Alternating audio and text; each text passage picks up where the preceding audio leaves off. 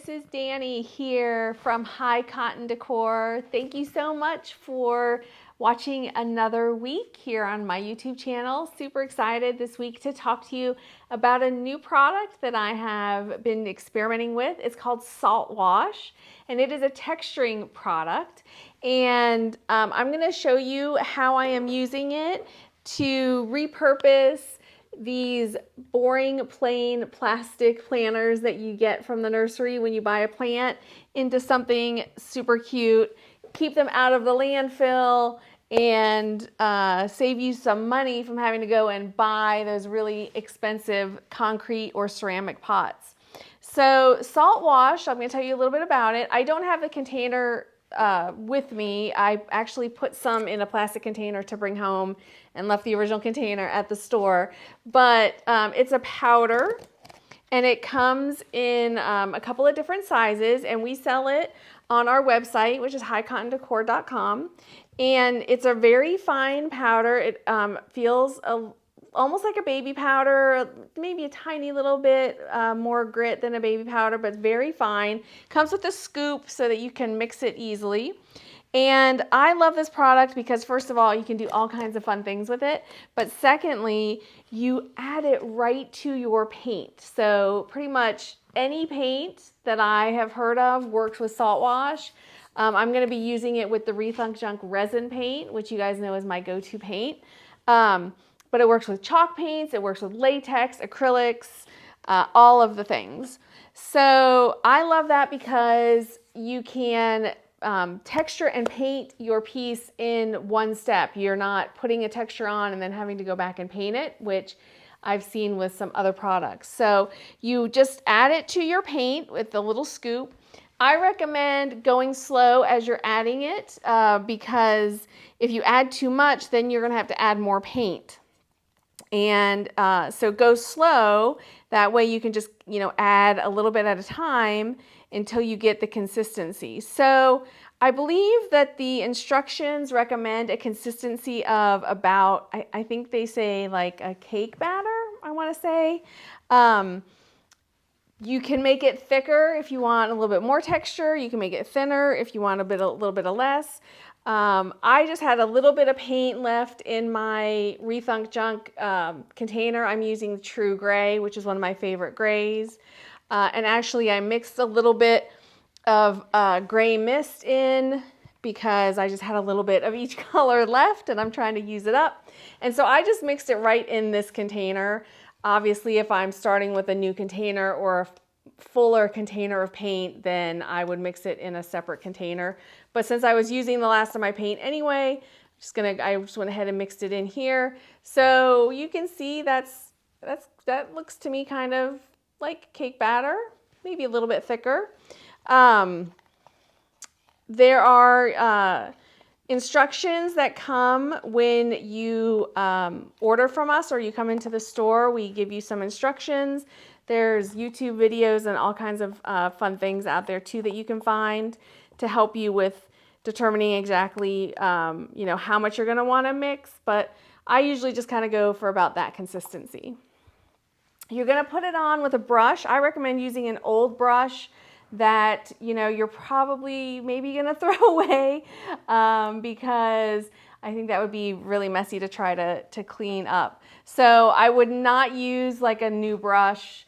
I would not use your favorite furniture painting brush. These are brushes that we get from Harbor Freight. They're about $1. We use them to paint with, and then when they get used up, because they don't last very long because they're not, obviously at $1, they're not very high quality. But when they start to really fray and aren't really great for painting anymore, we save them for projects like this. So for projects where we aren't looking for like a really smooth finish, sometimes we'll actually cut the bristles down and have it be a stiffer brush for stenciling and that kind of thing. So we try to reuse our stuff and get lots and lots of use out of it. So what you're gonna do is, I've already put some on this one pot, and I just cleaned this with soap and water just to get the dirt and stuff off. Now, Rethunk paint, if you guys are wondering, is outdoor, works great outdoors. I have several pieces in our front yard and our garden that are done in Rethunk Junk, and it holds up great. And you don't have to put a top coat on it because it has built-in UV protection. So a lot of people will think, well, I'll go ahead and put like a spray sealer or something on it since I'm using it outside. And you don't have to do that with the Rethunk Junk. And we recommend that you don't, because that will actually break down some of the UV protection that is built into the paint, and you don't want that. So this is great for these pots because they can be used outside and they'll hold up wonderfully. So you can see I've already done a little bit, and all you do is you just load up your brush, and let me angle this down so you guys can get a better view. And then you're just gonna kind of smush, dab, whatever word you want to use. And what you're going for is you're trying to create these peaks, this peak effect. And the heavier you put it on, the more texture you're gonna get. The more you spread it out, obviously then, so like right there you can see I've got a lot of texture right there because I have a lot of product. Down here, not so textured because less product. So where you put, wherever you put it on heavier, that's where you're gonna get more of that textured look. So depending on what kind of effect you're going for, that will kind of determine how you put it on, how heavy you put it on, how thick you make your mixture, all that kind of stuff. I would not go much thicker than what I have here, because one of the things that I have noticed, I always keep baby wipes nearby because I get stuff all over. What I noticed is if I had more of the Saltwash powder in my paint, I ended up with parts where it wasn't dissolving, like I ended up with globs of it, kind of, where it wasn't totally breaking down. So you don't want to go super, super thick. If you want more texture, you achieve that through adding additional layers, not necessarily through adding more powder to your paint. So you're just gonna dab it on. So the instructions call for, after you do this step, you let it mostly dry. I've got another example over here I'm going to show you. And what they recommend is you then take your brush once it's mostly dry, and I haven't tested this, so hopefully it's going to work, but yeah, that's mostly dry. And you just kind of lightly brush and you knock some of those peaks down. You can see that? And you're just kind of trying to smooth out some of those peaks a little bit. Now, I'm going to actually put those peaks back in because for this project, because these are planners and I kind of want this like concrete sort of effect, I'm actually going to leave those peaks. But if I was doing a piece of furniture, I would absolutely go back and smooth these down a little bit. And then what you can do is once it's dry, like if you're doing, especially if you're doing a piece of furniture, you can go over it with your sander or sandpaper and you can smooth it out even a little bit more if you want. You can layer it, so you can mix it up with different colors, and you can do like a layer of, for example, blue, and then put a layer of white over it, and then sand it down so some of that blue with the texture shows through the white. I mean, there's all kinds of really creative and pretty things that you can do depending on, the style that you're going for. If you want a more rustic look, or more of like a, you want your piece to look like it just came out of a barn, then you would probably sand it a little bit rougher, make it, distress it a little heavier, that type of thing. So this one is pretty much done. I'm gonna let this dry. This I actually put 2 coats on. because my first coat I was doing it really fast and I missed some spots, so I went back and did a second quick coat. And I'm gonna let this dry. Since I am using these for some potted plants outside, I also went down into the pot so that when I put my dirt in, it's gonna come up here and cover that and really carry forward this whole kind of concrete planter look that I'm going for. The other reason I like to reuse these, first of all, it saves money because you know those ceramic pots are really pricey, so it's saving some money. I mean, a ceramic pot this size, you're probably looking at, I don't know, at least what, like $20 to $30. It keeps these planters out of the landfill, which I love. I love being able to reuse them. And another benefit is because they're so light, they're really easy to move. So once you get all the dirt in there and everything, if you've got a big planter and it's ceramic, it's going to be heavy, and then you put all that dirt and the plant in there, then it can be hard to move around.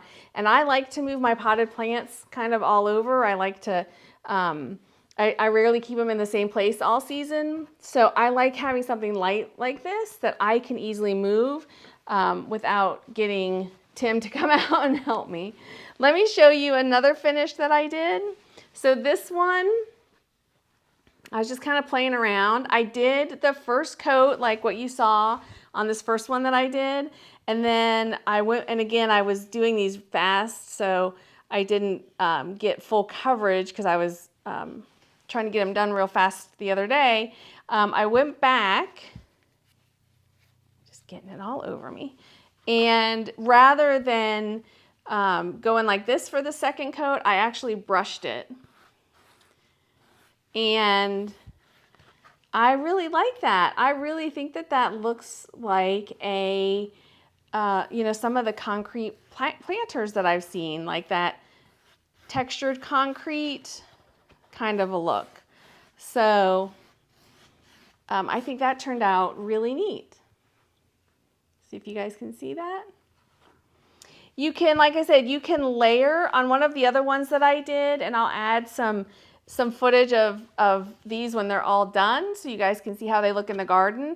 And I have another one that I did where I layered 2 different shades of gray, and that was really pretty, just to give it a little bit of added interest, added color. So I'm gonna finish doing this one, and then we'll show you how they look when they're all done and planted outside, not planted, but have plants in them outside. And I think they're gonna look really pretty.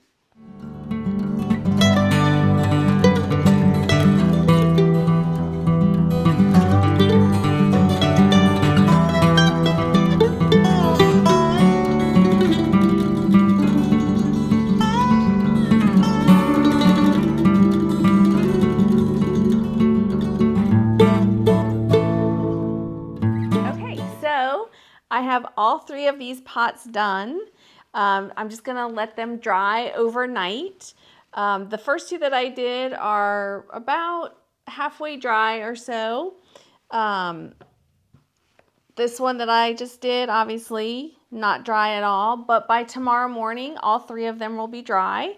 So I'm just gonna let them sit there. So here is a little tip about the Saltwash. You can save it, and if you make more than you need, and I do have a little bit extra, I have about, I don't know, maybe a 1/4 cup left, and I don't want to throw it away because I want to see how all 3 of these turn out when they're totally dry, because sometimes, when a piece dries, you notice some spots that maybe you missed. So I definitely want to keep it in case I missed any spots in my painting. So I'm just going to put the lid back on. And now the folks at Saltwash say you can save and use the mixture for up to 2 weeks after you mix it. I haven't tested that, but I can tell you that I mixed this up about 5 days ago, and when I opened it, it was still perfectly fine. If it does dry out a little bit, you want to maybe just add a little bit of paint to it. Do not add water. I tried that and it did not work. It did not mix. So if it does dry out a little bit, just put a little bit more paint in it and give that a try before you give up on it and mix a whole new batch. Also, obviously the tighter the seal on the container, the better. So this is a pretty tight seal. So I'm gonna put that there and save it. And then I don't want to throw this brush away because, like I said, I may need it to do a little bit of touching up. So one of the things I like to use with my brushes is the press and seal. And this way you can save yourself having to wash out your brush. If you're going to be using it again in a day or two, I wouldn't go more than about 2 or 3 days with this method because eventually your brush is going to dry out. And especially with the Rethunk Junk resin paint, once that paint, it's so durable, once it dries out, it's going to be really hard to get out of your brush. But I'm just going to wrap this up in some press and seal. If I am painting a piece of furniture and I'm using one of my really good brushes, I will wrap it up in the press and seal, and then I'll actually put it in the fridge if it's going to be, a day or two before I can get back to it, and I don't want to go through the hassle of washing my brush out. Most of the time I wash my brushes out at the end of the day or after I'm done painting for that day, and let them dry between uses. But sometimes, I'm too tired, I don't feel like it. Wrap it up in some press and seal. This one, since it's not a great brush, I'm only using it to put the Saltwash on. I'm not going to put it in my fridge, but putting it in your fridge does help it stay wet and keep from drying out a little bit longer. So there's a little tip. Also, we do sell little paint protector bags that you can buy as well, and I love to use those. We use those at the store a lot. I just don't have any here at home, so I'm using my trusty press and seal that I keep in here. So I'm gonna let these dry, and then we'll come back and see how they look when they're all finished. Okay guys, here are my finished pots, and you can see that I added and painted some molds, and I will show you how I did that in next week's video. But I think they turned out pretty cute. I have to get some plants for these. Actually, this one with the medallions is gonna go to the store as an example, but I need to get another plant for this one. And you can see over here, I planted some lemongrass in this one. Lemongrass is supposed to be good for keeping the bugs away. And my little potted plant garden is coming along. Even Maggie likes it. So I hope you guys enjoyed this. If you have any questions or comments, or if you have a project that you would like to request that I put on the list, please just drop it below. I would love to hear from you guys. And don't forget to subscribe and check out the links for any of the products. Hey guys, here is this week's baby chick update. I just knelt down to take some video, and I got a couple of them jumping up on top of me. Oh, and this girl just jumped up on my arm. This is the one who usually gets up on me. I have named her Gracie. Oh, she just jumped up on the phone. She is the only one with a name. Oh! All right, you guys, so you can see, oh, the baby chicks are doing great. They're growing, they're getting big, and they are loving life in the coop. Oh, she's gonna jump up on the phone again. All right, thanks for watching, guys.